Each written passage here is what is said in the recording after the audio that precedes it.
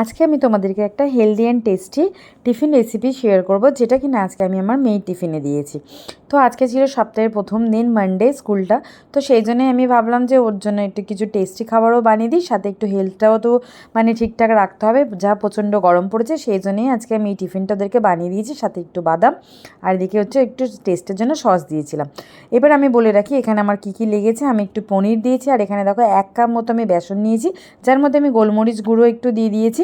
দিয়ে আমি হচ্ছে এটাকে ভালো করে জল দিয়ে আগে একটু ব্লেন্ড করে নিয়েছি। এবার ব্লেন্ড করে নিয়ে তুমি যেগুলো আগে কেটে রাখতে হবে, সেটা হচ্ছে আমি একটু ধনেপাতা, একটু পেঁয়াজ, আর এই যে পনিরটা বললাম 50 গ্রাম থেকে 100 গ্রামের মধ্যে পনিরটা দিলেই হবে। দিয়ে ভালো করে একটু টেস্ট অনুযায়ী একটু যে যেরকম খাও একটু নুন দিতে হবে। দিয়ে হালকা প্যানের মধ্যে তেল দিয়ে এটা কিন্তু হালকা আছে তোমাকে হচ্ছে ফ্রাই করে নিলেই কিন্তু রেডি হয়ে যাবে টিফিনটা।